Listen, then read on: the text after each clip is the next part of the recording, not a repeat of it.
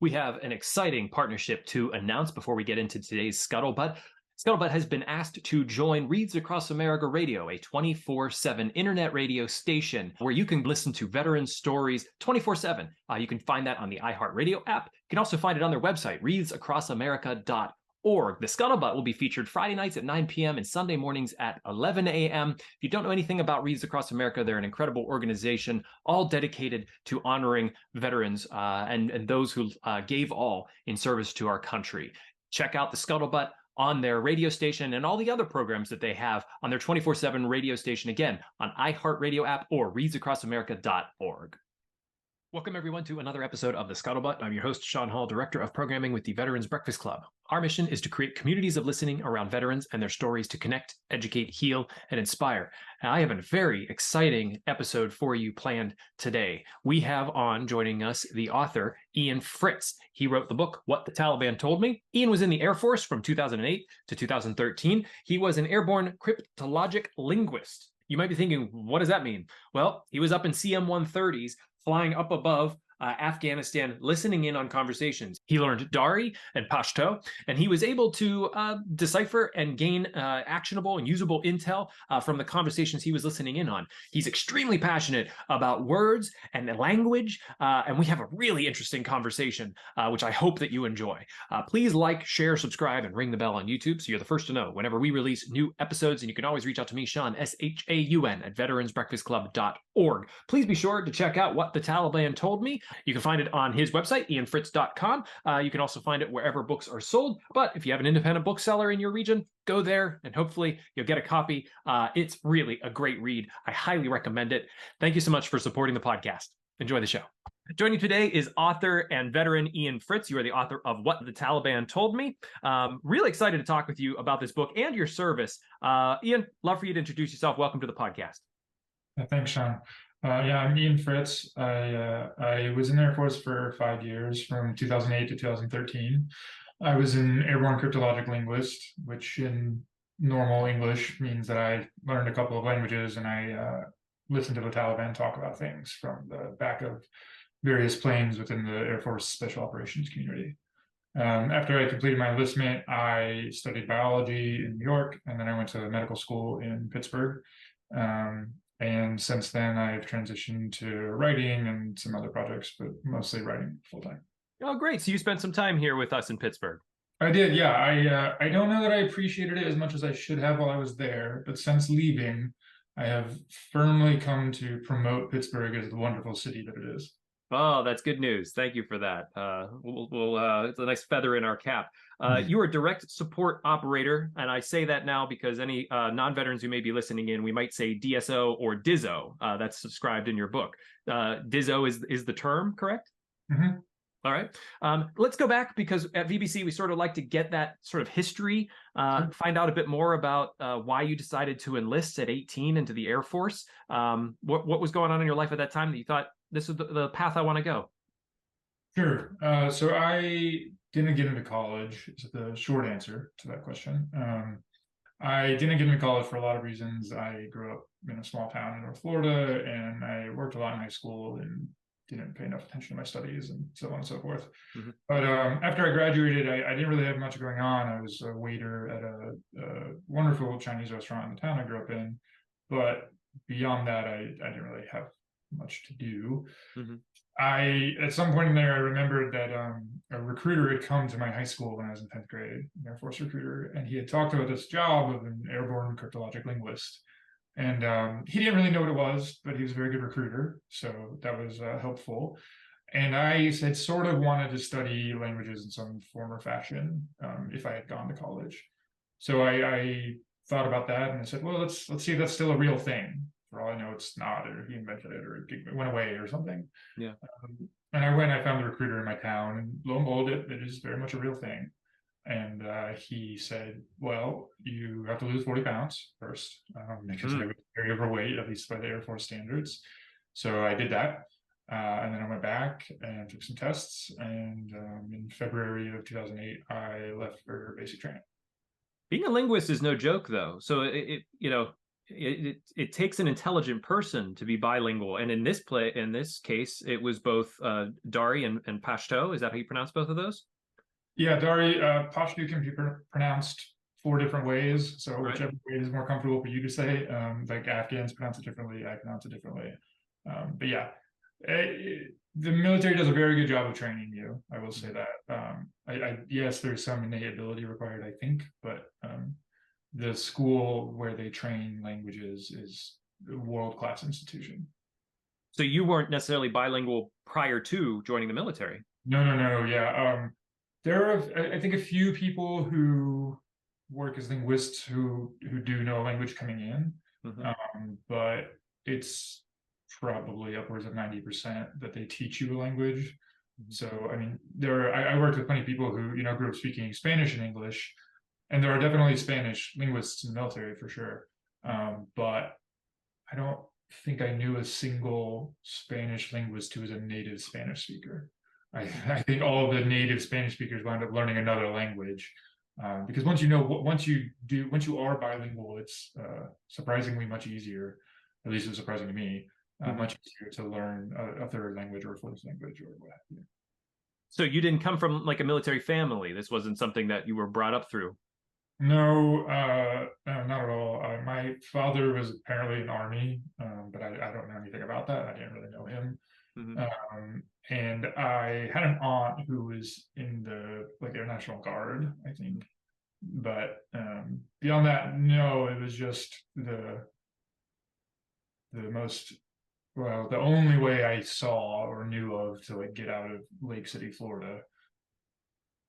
So tell me about, you told your parents or you told your mom and what did they think, your family, whenever you said, I'm going to go be a linguist with the Air Force? Was that sort of like, what are you doing? A bit of that.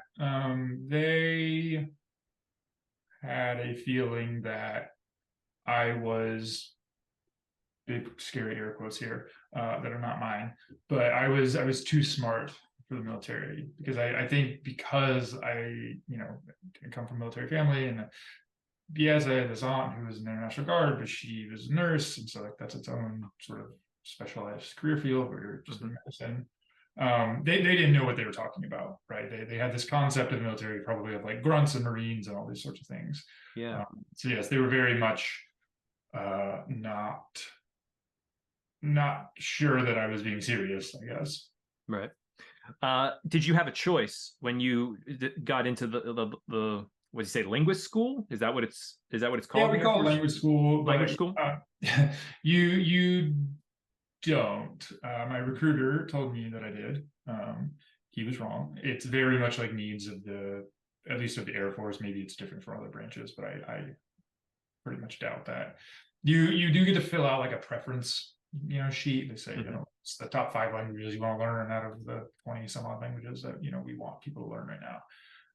I had never even heard of Dari, which is the first language I learned. When they told me I was going to learn Dari, I literally said, "What is Dari?" I had thought because my recruiter had told me, "Oh, you can choose." I was like, "Oh, I want to learn Russian." Why I wanted to learn Russian, I could not explain to you.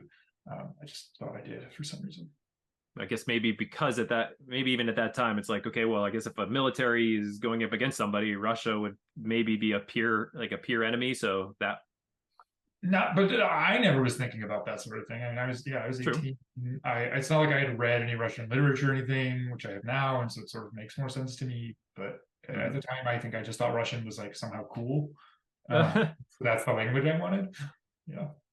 So what I'm getting at here is that what position you were in, this Adizzo, is extremely rare. I mean, we talk about on the podcast less than 1% serve in the military, and if you start cutting down the jobs and who serves in what capacity, to be a linguist in the military is extremely rare. Yeah, I think there was a number thrown around when I was doing it that there were 1,100 airborne linguists in the whole Air Force, something like that. Shy of 2,000 for sure.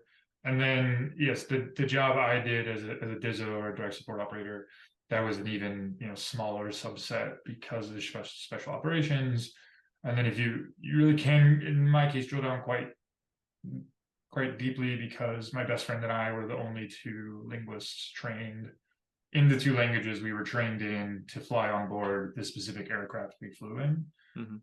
So like I've said it in an article that I published, and I've said it in the book, and it's not meant to be, braggadocious, but it is just true that we were the only two people in the world who could technically do the very specific work that we did. Other people could have learned it for sure. It's not that we were, the greatest. It's just that the timing of training and all these sorts of things turned out that way.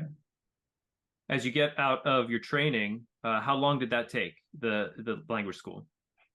The first time was a year. So Dari it's 47 weeks technically, but that washes out to a year with like vacation and training stuff.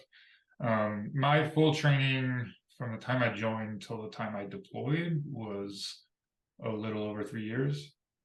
Oh, wow. And fitting two languages within that, did that feel like crunch time? Learning those, they're not easy languages to learn. Pashto is quite a difficult language to learn for English speakers, but I fortunately learned that second. Dari, which Dari is functionally the same language as Farsi, which more people are familiar with, at least. Main language spoken in Iran. Farsi it looks really scary, right? It's written in an Arabic script. It's backwards from English, like all these sorts of things. It looks quite terrifying on its face. It is a relatively simple language. It doesn't have gender, right? So like Spanish, just on that front, I think Spanish is harder because you have to remember this is male, this is female, these sorts of things. Yeah. And the grammar in Farsi is really quite simple. The language is incredibly beautiful, it's complex, it's ancient. You can do wonderful things in it, but it just so happens that like at least compared to English, the grammar is much more straightforward. So it is crunch timey insofar as language school, like by design, is it's 8 hours a day, 5 days a week. That's what you do. It's a job. It's not. It's akin to college in the sort of scholastic effort of it, but it's not akin to college in that in college you can just say, oh, I don't want to go to class today. In the military, you can't really do that, right? Even if you're sick, you have to go to sick call and they decide, nah, you can still go to class. So and you're still doing your physical stuff as well. You're not just learning. Yeah, I mean, language school. It's pretty lax, like band camp, maybe. Not dissimilar. Yeah, I mean, there's definitely still PT, but it's 3 days a week. It's like half an hour or something or other. Like yes, there is this sort of baseline requirement, but truly like because it's 8 hours a day of class, but then you might have 2 hours of homework Monday through Friday and 6 hours of homework for the weekend. So you really kind of get to put most other things on the back burner, which the school that you go to after language school is in Texas. It's in West Texas, and it's at Goodfellow Air Force Base, and it's cryptologic training school. And routinely our sergeants there would say things to the effect of like, well, you're not in college anymore, right? You're not just like having a party like you were at language school. And they didn't know, they'd never been there, but they had this concept of it because once you went back to other places, it was much more like traditional military. Like, yes, you do PT every morning and you march around, these sorts of things. Going back to that original recruiter, you said that he was a very good recruiter, but it sort of struck something in you, this idea of linguist. But where did that original passion come from? Because, I mean, I like speaking English. My wife is bilingual in German, but there has to be some level of passion for learning other languages or words on the page. Did that start at an early age for you? Yeah, I learned to read quite young. And so my mother grew up, English was not her first language. She grew up speaking French and Bambara because she grew up in West Africa and Mali. Her parents were missionaries. So I did not, to this day, I do not know French or Bambara. I did not grow up speaking these languages. My brother and I didn't learn them from my mother, but we did hear them all the time. And language was a big part of my mother and her family's lives because her and her sisters could still speak, obviously, which they did routinely when they didn't want me and my cousins and other people to know what they were saying. And I did always love reading. I think I've loved reading since I could read, since I was very, very young. Yeah. And so I think at 18 I did like the idea of words without necessarily knowing what that means. Mhm. I have a slightly better idea of it now, and I do love words. But yes, at the time it was somehow I think I knew that language could change the world, at least change my world. I find it interesting what you just said that you, when your parents or your family wanted to not let you know what they were talking about, they spoke in a different language, Mhm. and that you'd be listening in on that. But this is sort of what your job also became, is that you were listening in on, you know. Yeah, I never thought of that. That's funny. Yeah. Okay, so let's flash forward. You get your deployment orders. Uh, were you expecting where you were going, what you were about to do? Was there sort of you were anticipating what that was going to be? Did you happen to know like what that was going to be like? Oh yes. Because as you know, we talked about earlier, the linguist community is so small, and special operation linguistics community is so small. I absolutely knew, what my work would be. Uh, in broad strokes, right? Every Mhm, mission is different, and by the nature of the work we did, that was just true for everyone. mhm. But yeah, I mean, I knew I was going to. There were only two places you could go in Afghanistan to do our job. You either went to Bagram Air Force Air Base, which is in North Afghanistan, like closer to Kabul, or you went to Kandahar, which is down in the southwest area of the country. Um, it was up in the air which of those I would go to for a little bit, and then it was decided, before I left, I would go to Kandahar because that's where the planes I was trained on were stationed out of, and the people who had gone before me, dealing with other DISOs who had already done the job, said, you can expect this, you can expect that. Maybe some things will change here and there, but I had a pretty good idea of what the job would look like. So like a typical day was get up, prep, get on the plane, and start listening. Yeah, typically to get up, prep, for flying, right? You have like a weather brief and a mission brief and an intelligence brief and all these sorts of things. And then you got to the plane, and probably about anywhere from 1 to 2 hours after you started your day, you do take off.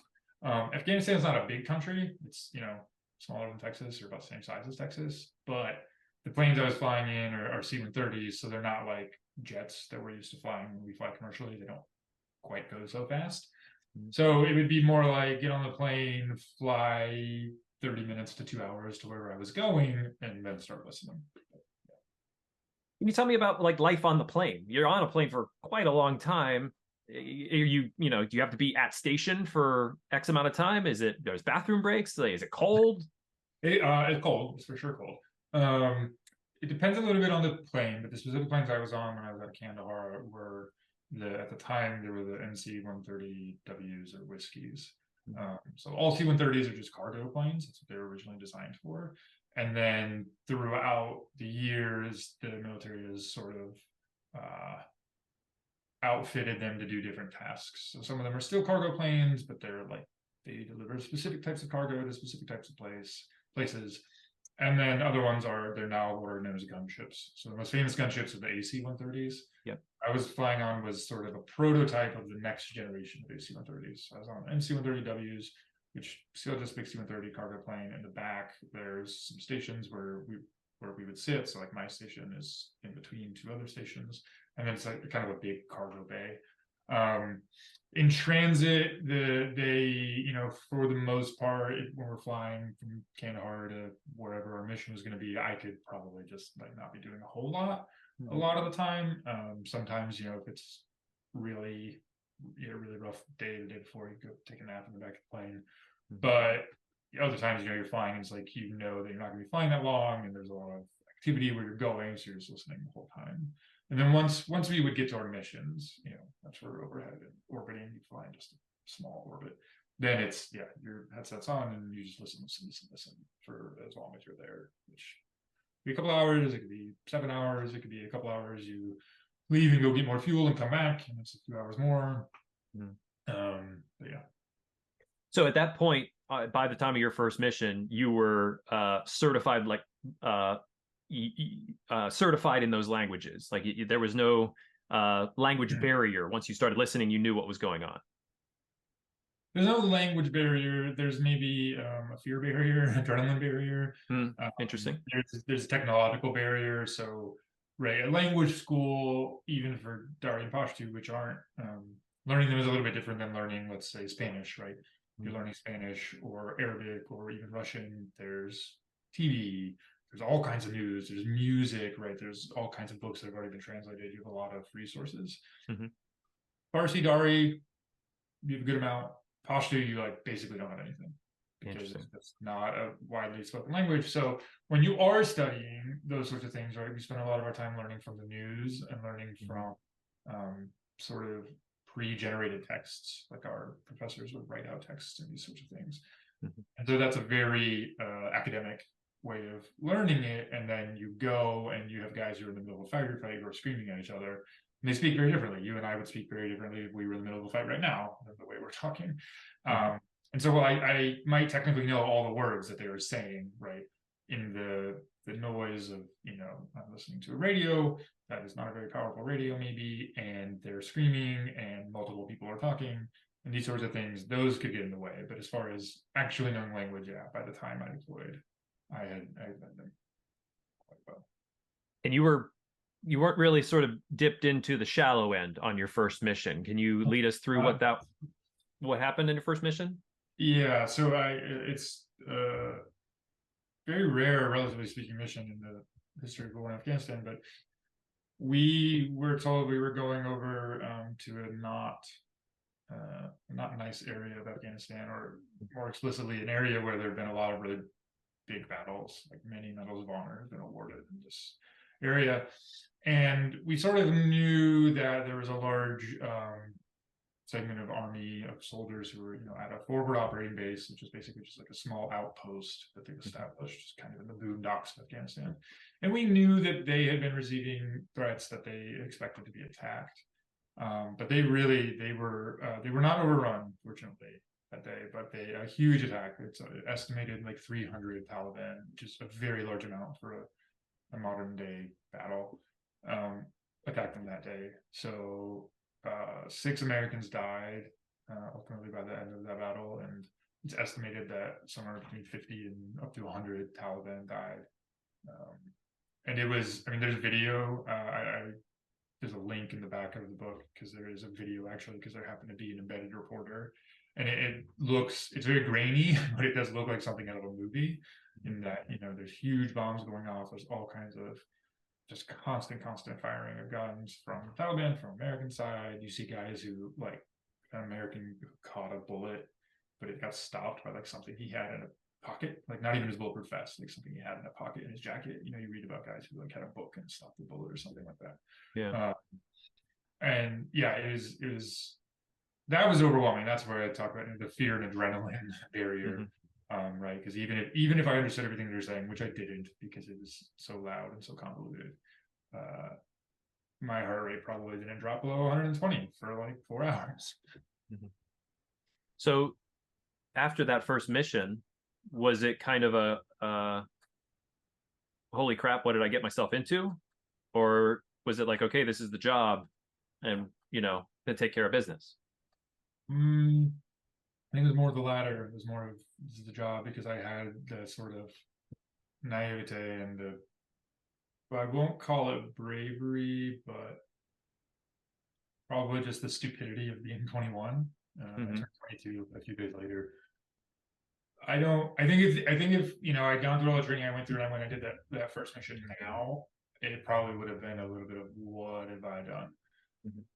But at the time, there was a lot of bravado. That I'd spent 3 years, training, so I really was wanting to go and do the job. And so that, and I truly, in retrospect, I think I was to some extent overwhelmed, and so I just didn't process like what had happened. And I was like, well, I flew the next day, right? Like, that's the job. You fly a lot. So the next day, and okay, I'm gonna keep doing this. What was communication like? Because you weren't just listening, right? You were taking in what you were getting, but also you had to communicate with the pilot. Did you help to aim ordnance and call out positioning? And was there some of that as well? So in that specific mission, no, because it was so crazy. Like, there were fighter jets dropping bombs and these sorts of things. Yeah, the nature of the job, right? I always say, and it's woefully inaccurate, so thank you for pointing that out. But yeah, you're not just listening; you're obviously telling people what you hear, because otherwise, what would be the point? the majority of that is focused on telling people what you hear, because you're hearing planning usually. So, the Taliban are saying, hey, we're going to put a bomb here, or hey, we're planning an ambush here, or hey, we're bringing a weapon here, or hey, we're in the middle of a battle, like move from point A to B, all those sort of stuff. Sometimes, and this is dependent on like what plane you're on and the kinds of missions you go on, and just chance, but sometimes you could say, yeah, hey, they're over here, we need to shoot them over there for sure. You spend most of the time, you don't actually talk to the pilot, you spend most of the time talking to navigators. So navigators, that's the title of the officer who has that position on a plane. They don't only navigate the plane though. I think, once upon a time that was true, but now they're also responsible for communicating off of the plane, right? So you have to talk to other aircraft in the area, you have to talk to the people on the ground in the area, and they're responsible for that. So I spent most of my time communicating what I was hearing to the navigator, so that the navigator could then tell, the relevant or interested parties, like, hey, because was hearing this, because it was hearing that, like, be advised, or hey, you're about to get attacked, or whatever the case may be. Something you hit pretty hard in the Atlantic article is that the technological advance that we have or had over the Taliban is that we come in and we have that network. We have linguists listening in. We have navigators. We have people communicating all through we have multiple planes. We have multiple units. This apparatus is highly advanced, but also incredibly complex in comparison to what the Taliban was doing. Can you speak a bit to that comparison? Like, what were the Taliban using to communicate with each other? Pretty much just walkie-talkies. Like, that's not an exaggeration. That's what they are. They're called push-to-talk radios. They are just walkie-talkies that maybe have a more powerful battery than the ones we played with as a kid. Maybe they don't. You can buy, well, now Radio Shack doesn't exist, but at the time, I remember I bought sort of small radios for a road trip, because my friends and I, we had a caravan of like 6 cars, and we had radios that we used to talk to each other, and we could talk from a mile away or something. That's, what the Taliban's doing all the time. They had some sophistication, right? They have sort of relay stations peppered throughout the country. They have, they communicate in other ways that I didn't have anything to do with, for sure. But yeah, in the middle of a battle, they're literally like pushing a button on a walkie-talkie to talk to their friend and say, their co-fighter, say, hey, I need you to do this, I need you to do that, this sort of thing's happening. Whereas, yeah, we are using encrypted radios, and maybe satellites. Maybe we're talking to somebody a few hundred miles away, thousands of miles away, right? A lot of drone warfare is a huge part of Afghanistan. And so drone operators are in Nevada, and we're talking to them with whatever the delay is, right? However many seconds that delay is. But the Taliban's not talking to anybody outside of, who's within the power of their walkie-talkie distance from them. So were you picking up on the walkie-talkie signals, or did the plane have advanced enough technology that it was picking up on them actually talking to each other, like back and forth? You're listening. It's probably the most apt comparison is like, like a CB radio, like something. Yeah. It's like that. Like anybody could hear that, right? You just have to tune in, basically. It's pretty much that. So I'm listening to them talk back and forth in real time. Right. And that's just because they don't have like encrypted radios like we do.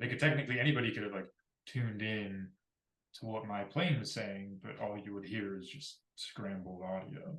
Yeah. After the chaos of that first mission, at what point, sort of during your deployment, did things sort of become like, I've heard this already, or, a month later, it's sort of like they're talking in circles, we're not really like getting anything from them? I mean, probably a month in. So my first deployment was 3.5 months, I think. Yeah, you fly 20 days out of the first month or something, and because it's hours of listening, and there's there's not a fight there's not a battle. Like I never was in another battle like that first one I was in. Never was in other battles, for sure. Nothing like that. And when you're not in battle, you still have to listen, because you never know when they're going to talk about something. Like, yeah, I see the Americans over there. Oh, okay, I got to know about that. And it's just by nature repetitive. It's no different than, if somebody could listen to my crew and I talking, we talked about the same stupid things all the time. We try and talk about new stuff, try and talk about the news or whatever, but I think just with human nature is to be repetitious, asking how your friends, how your family, what's going on today. It's such a thing. So quite quickly, yeah.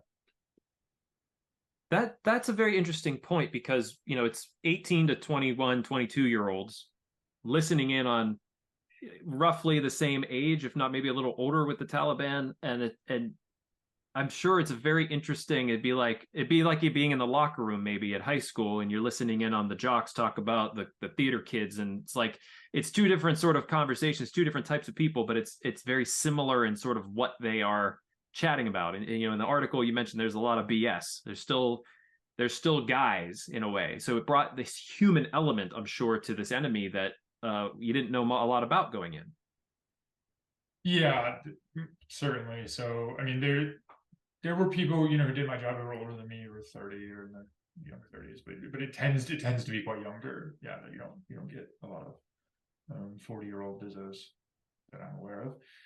And it is, I think it's more like jocks talking about jocks because I am not a jock and I wasn't then, but you get this idea of yourself as one maybe, right? By virtue of being in the military, especially because I technically worked in special operations, you think of yourself, as this cool um, jock-esque personality, but it is a very different one, a different type. Maybe it's football players talking about baseball players or something, if we want to carry that metaphor forward, because they're talking about fighting in a vastly different way than I'm talking about fighting. Well, can you dive into that a little bit? They're talking about it vastly different. How is that? Well, because I'm talking about, right, so on MZ-130 Whiskies, the planes I flew on, my entire first deployment, it's called a gunship. It was a prototype for gunship. We didn't have a gun. We had missiles, right? So if I'm talking about, if I'm, shooting the wind with my friends, okay, fine, that's probably the same. But when you start talking about fighting, I'm talking about dropping a missile on, or I'm talking about asking the drone to drop a missile, or I'm talking about a fighter jet comes in, like this first battle I was in, and drops like a literal bomb, or artillery comes in from somewhere. The Taliban talks about it, and they're like, yeah, I'm going to use my AK-47 that's 30 years old. The Taliban talks about it, and they're like, I'm going to use my Russian surplus, miss rocket launcher, right? That literally was used to fight Soviets potentially. I'm going to talk about laying an IED, which is something that a guy made in his house that, maybe he's lost a few fingers making because it's his name IED, right? Improvised explosive device. It's something that somebody just made up. Yeah. So they're talking about fighting. We're all talking about fighting, but the fighting that they're having to do is, much harder than the fighting that we're having to do. Right. But no less deadly, obviously. Well, more deadly for them, right? How many Afghans died in the war than how many Americans died? Right. Was it difficult over the hours that you're listening? One, you have to pay so close attention. I am absolutely guilty. My wife says, you're not listening. And that's after 10 minutes. So, so as you look at like hours of listening, how hard is it to discern between intel, actionable or usable intel, and just chit chat? Not that hard. For a couple of reasons. So, a guy says, "Hey, how's it going?" You hear someone say that. Could be benign, could be whatever. Maybe I keep listening and find out. Guy says, "Hey, how's it going?" "Oh, it's good." I saw my uncle yesterday, where he says, "Oh, it's good." So and so died yesterday. Okay, how'd that guy die? Like, I need to listen to that. But if they're talking and they're just talking about traffic or the weather or whatever, I don't really care. If they're talking about moving, like going from point A to point B, to be very, very clear, right? Like, not only the Taliban are not the only people who are using these radios. Yeah. On average, day-to-day Afghans they use radios for communication because they're cheaper than cell phones, easier than cell phones, more reliable than cell phones, what have you. There's also construction workers who are using radios and whatever convoys, but you get a sort of sixth sense for it that because you're doing it for so long, because you spend so many hours, you hear someone say something, maybe it's the tone of their voice, or maybe you like recognize their voice sometimes. Often how they're saying something, you can say, oh, well, okay, I'm not really worried about that, or I can come back to that later, or what have you. The focusing, I think, is built in because, at least in my case, in many ways, the fact that my first flight was this, huge battle, cemented how important it was to focus. Yes, I wasn't going into that ever again or anything like remotely approaching that, but it was very much like it was no longer an option for me that sort of thing could happen. It was like a very real occasion that okay, well, that might happen again. So let's pay attention. I'm gonna go nerd here for a second, but I'm likening this to like Professor X putting on the Cerebro and hearing the thousands of voices and picking out the small bits that you need to. I have to give you a pat on the back for a massive amount of talent I'm sure it takes also in this position to be able to pull out what you needed, because it was important to get this information to save lives. So you had to be on point constantly. I'm sure you were exhausted after every day. No, I mean, some days, right? Like I flew plenty of flights. There was no battle. There was no fighting. So tired. I wouldn't say I was exhausted, as opposed to when there's a fight at the end of that, you're exhausted. I mean, it's sort of it's. I would imagine, or not even imagine, like if I had to go and act on a stage for 30 minutes, at the end of that, I would be drenched in sweat. I would be utterly exhausted. I would need to go take a 4-hour nap. And maybe, I don't know, like I'm not an actor. I don't think I could be one, but maybe if I did that every day for a little while, then after a month, 2 months, like I'm not going to be exhausted at the end of it. Early in the deployment, the first deployment, I think maybe this wasn't true for some people I worked with, but I highly doubt it. You are really quite, broken down at the end of each mission, but then you go to sleep, wake up, and you sort of refresh. Human beings are fascinating that way. I honestly, I was not, I was good at my job, but there are people who were so much better than me. And for them, I do think it was like a massive talent. Like, I think that they had some sort of next level skill that I don't claim to understand. You're speaking my language, Ian. I don't know if you read my bio, but I have a background in acting. So I know that like being on stage, that first couple times, it was like, oh man, you get off and you're just mentally wiped. There's a performance, there's an energy, there's a heart rate that goes up. Diving into a bit of this sort of listening into people, do you think it's sort of akin to like reading a diary? Did you feel just not, was there some moral feeling of like, I'm listening on personal conversations and that doesn't feel right? No, because I don't think it's diaristic, right? I do think that reading somebody's diary or journal or whatever you want to call it would be, let's say, invasive if we're talking about morality, because I think that's a good word for that. But I think, if you're sitting in a coffee shop and listening to people talk, is that invasive? I don't know. I was doing that differently, but like not. You could take a very powerful microphone into a coffee shop and you could record the audio and you could listen to every conversation there. Yeah. So I don't like private. I guess I never thought of them as private conversations for whatever reason. No. Interesting. Any reason you didn't feel that way? I mean, the Taliban most certainly knew that we could listen to them. I think that's part of it, for sure, right? They spoke in not like full on code, right? Just by virtue of speaking Pashto is quite hard, right? Not that many people speak Pashto, not that many Americans anyway. So they had code words, whatever. We knew them all, so it wasn't really all that helpful for them. But yes, they wouldn't want me to hear that. So I guess by that definition, it is private, right? They wouldn't want me to hear what they're saying because by hearing what they're saying, I may be preventing them from accomplishing their goals. But it's not necessarily the case that they were talking about something that they wouldn't want anyone else to hear. And that, to me, that's the definition of private. And maybe I'm just like creating some sort of moral escape route for myself. I don't know, but no, I never felt of it felt like it was that sort of listening. And as a civilian myself, we're sort of under sort of the assumption of what we thought of the Taliban. These guys who sort of fought in the mountains.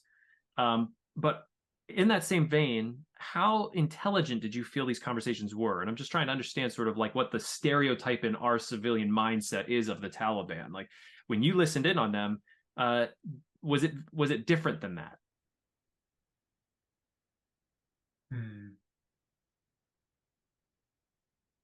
I find the word intelligent to be complicated here because of the fact of education in Afghanistan. Gotcha. I don't think you're wrong. I'm not saying you for using that word. I think it's a hard question to ask, and I don't know how to answer it. But let's just say I'll use the antonym and say that it's not that they were dumb, right? They weren't. I think it's without swearing, there are lots of epithets that we use for the Taliban or that we use for ISIS, right? People who fornicate with goats without swearing, right? These are many Americans' conception of them, and that is not the case, right? Like if you so Dari and Pashto, right? They're very old languages. Farsi is, which is the same as Dari, is famous for some of the greatest poetry ever written, right? So Rumi, plenty of people have heard of Rumi. Rumi wrote in Farsi. He maybe was born in Afghanistan, actually, like modern day Afghanistan. You could absolutely hear the Taliban reciting poetry to one another. Is it like really good poetry? I don't know, but they're not necessarily just these sort of like knuckle draggers, I guess would be a very good word for it. At the same time, I'm not listening to anybody talk about philosophy, but how often do you talk about philosophy with your friends, particularly when like the majority of the reason that you're talking to your friends is because you're trying to figure out how to fight a war? I don't know. Right. Maybe when you go back and like after you like we're doing, right, you debate the philosophy of something rather than in the midst of it. Like, why would you do that? That seems like a strange time for that. Have I answered your question? I think so, yeah, because I think that there's a public perception, and certainly I feel like, and you can correct me if I'm wrong, but certainly one of the reasons for writing the book and what the Taliban told me, I think if I civilian, I go to the store, I pick up this book, I see it, and I'm thinking, well, what am I going to get from this story? What am I going to understand about the Taliban that I may have a preconceived notion about that this may change? This may change my mind about the human element that we spoke about a bit earlier of like, the personal conversations or the conversations the Taliban was having that you were able to sit in on in a way. How did it maybe change even your mind of who the Taliban were? Yeah, that is one of, if not the main points of the book. And you said the word, and it's just a word, the suffix with the humanity of it. Right. Throughout history, and there's a very good reason for this, but the nature of war is that you dehumanize your enemy. It makes it much easier to kill people.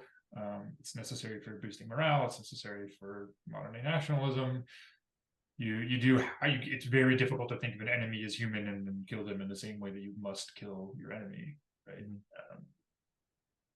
But it is also very, very difficult to listen to an enemy talk for many, many hours and not hear that humanity. Absolutely. Difficult, if not impossible.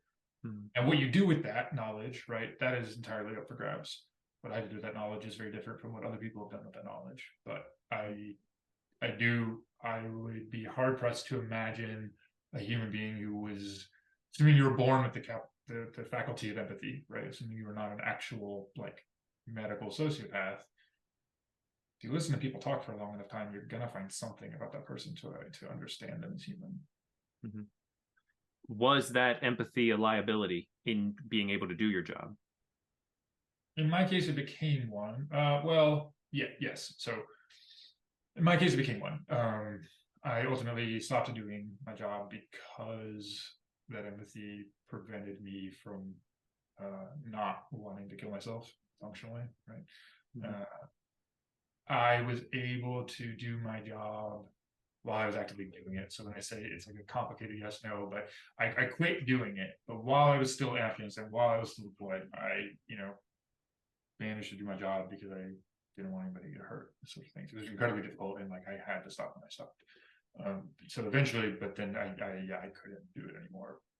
And like an overwhelming majority of the people who did my job had the same conclusion that, yeah, this is not tenable. Yeah. There's a lot of burnout. There's a high turnover.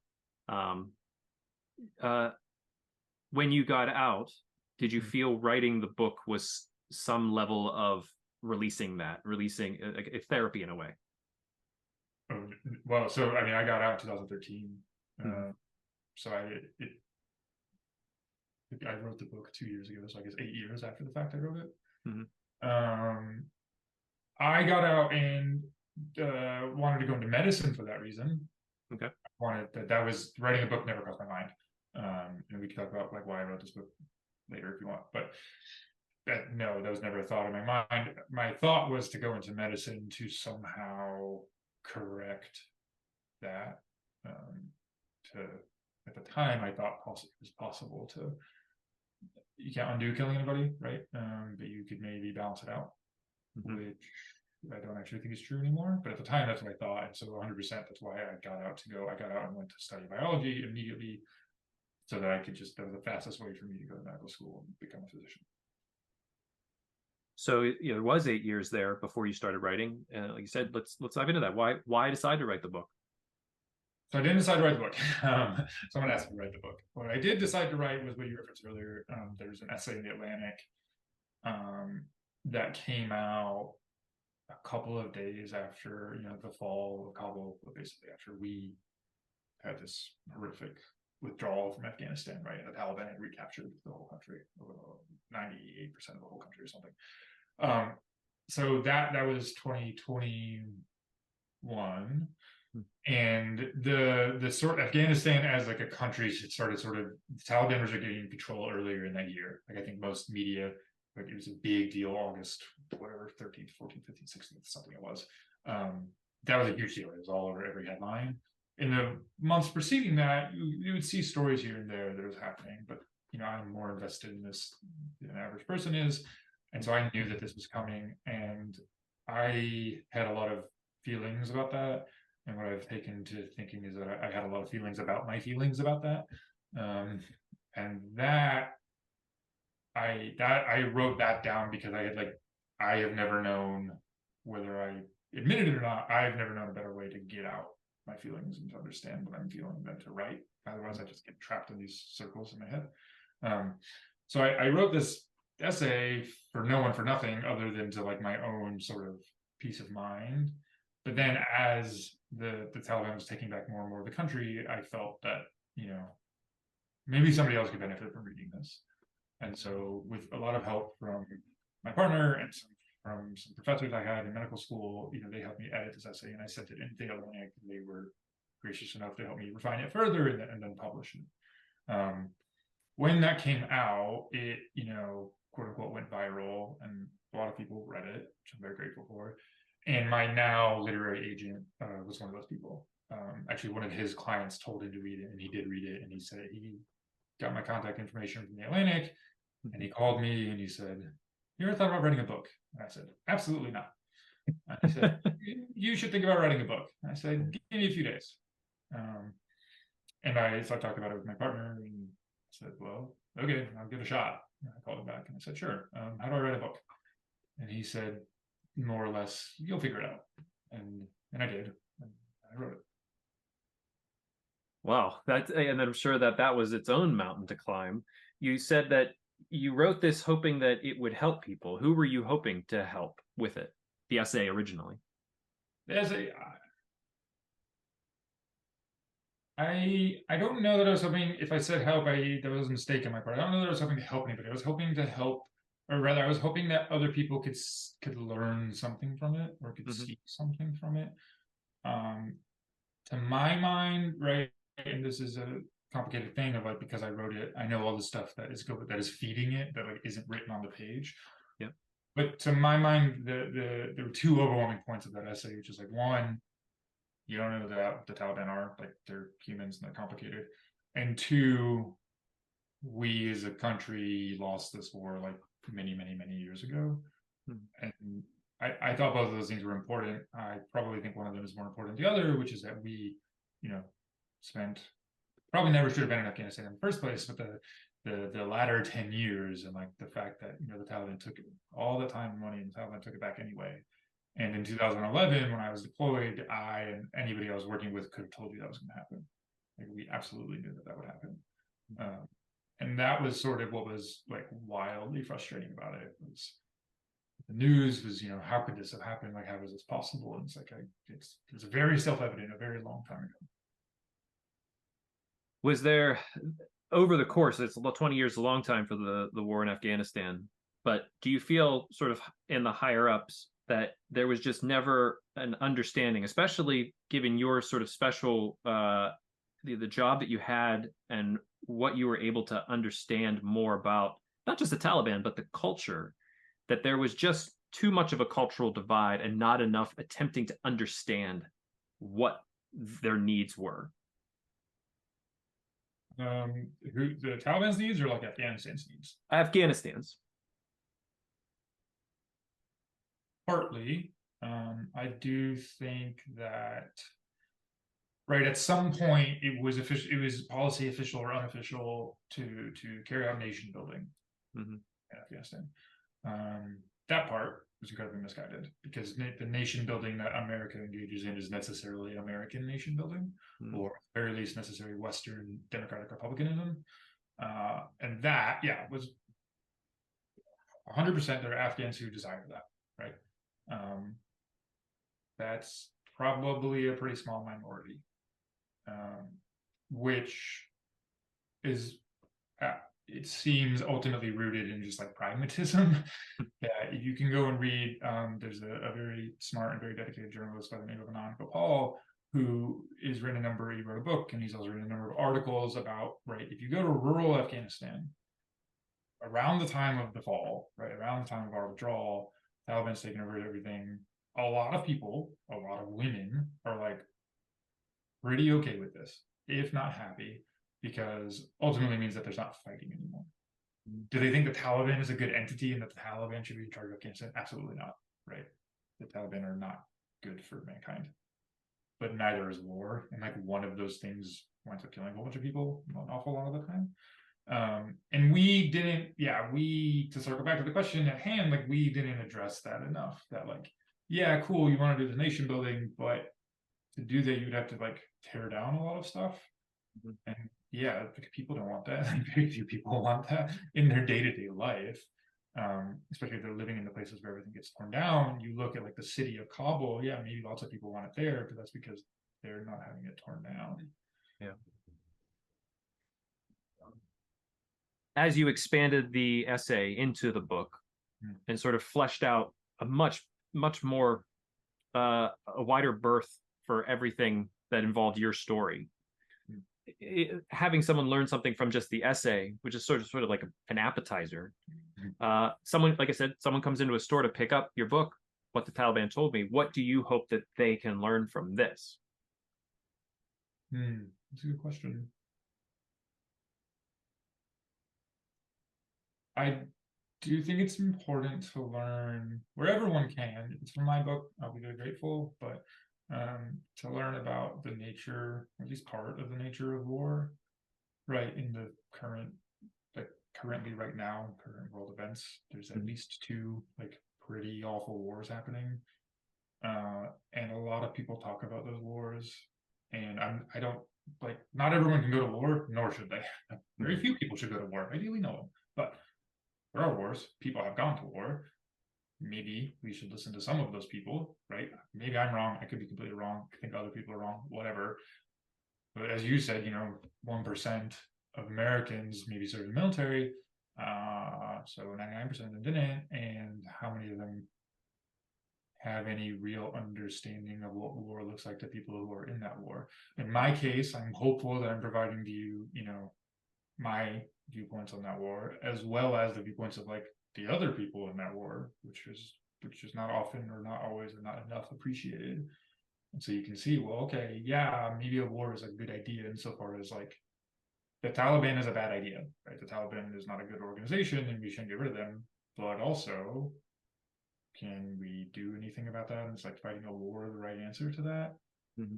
That's a different question. They have like multiple different answers. So I want people to be able to see as much as they can about what it means to be in a war for as many people as possible, like as many of the sides of that war that there are, because there are more than two sides in every war, right? And I'm hopeful that I talked to at least a few of them. You're hoping that it starts a conversation and helps people who know nothing about war, maybe will listen to yourself like a veteran who's been there, who's heard it, who's seen it, and can gain some wisdom from that experience.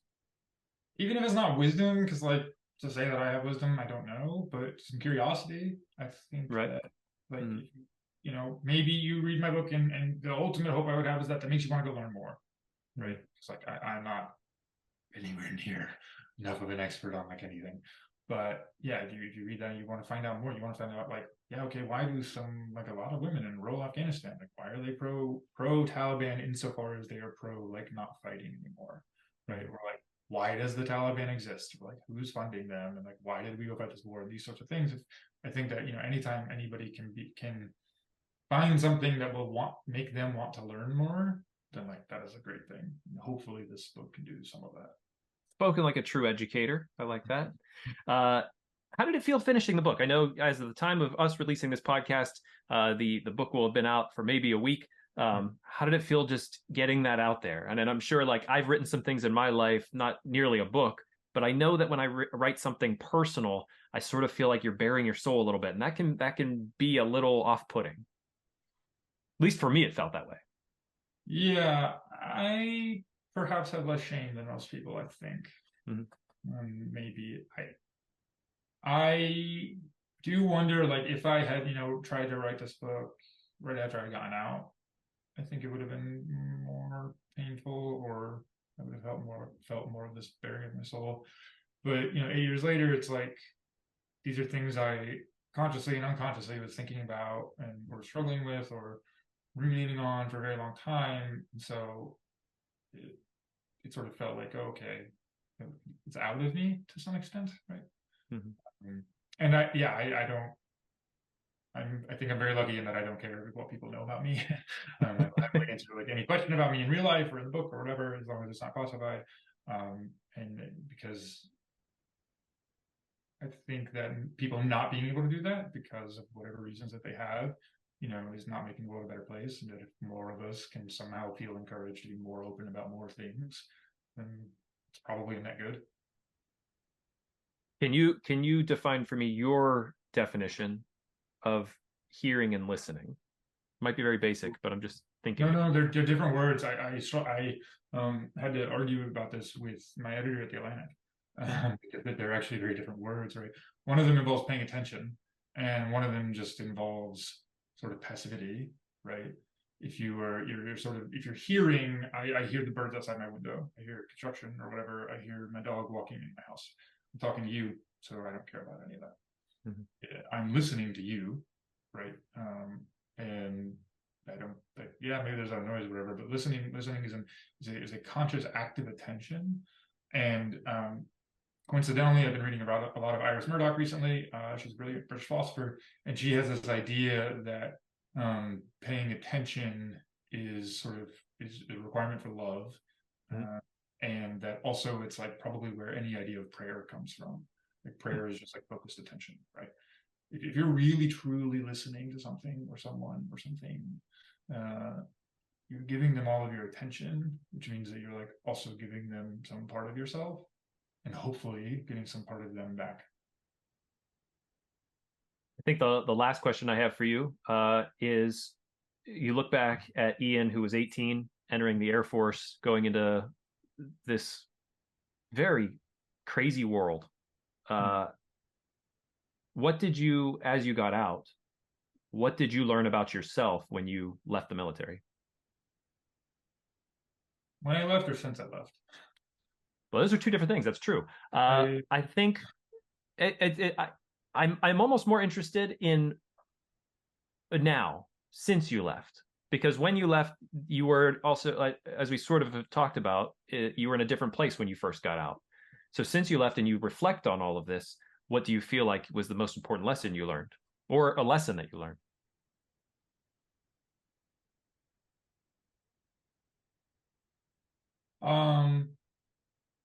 I'll try and answer both. So since then, like currently me now, sitting here talking to you, I do think the most important lesson is, and I think I'm constantly keep trying to learn with all these books and talking about Iris Murdoch, and is how rare and still wildly important connecting to other humans is.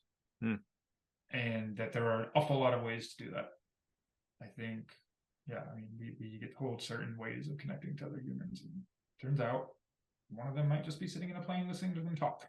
And like, who'd have thunk, right?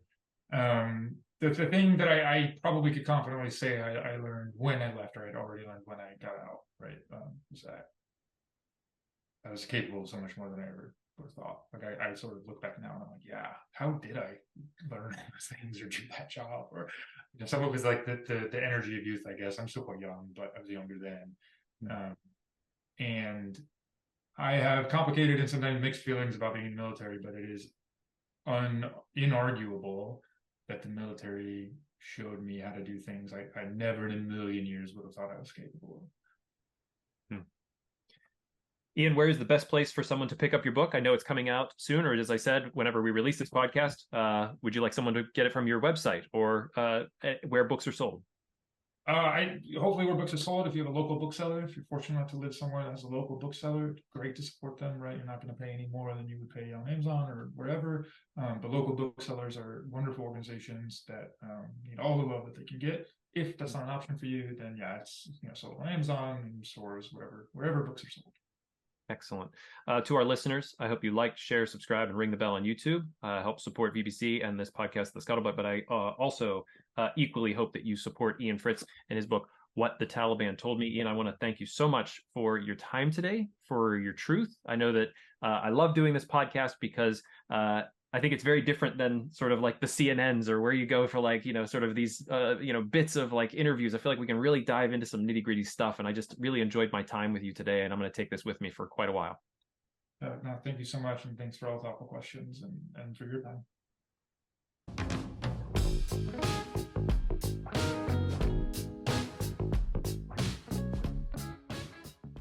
Thank you for watching this episode of The Scuttlebutt. I'd like to take a moment to thank our sponsor, Tobacco-Free Adagio Health. Tobacco-Free Adagio Health has been supporting the podcast for quite some time now. We've been so pleased to be supported by them. They are dedicated to reducing and preventing tobacco use and getting the word out about the hazards of smoking and secondhand smoke. They're all about health, so they want people to quit.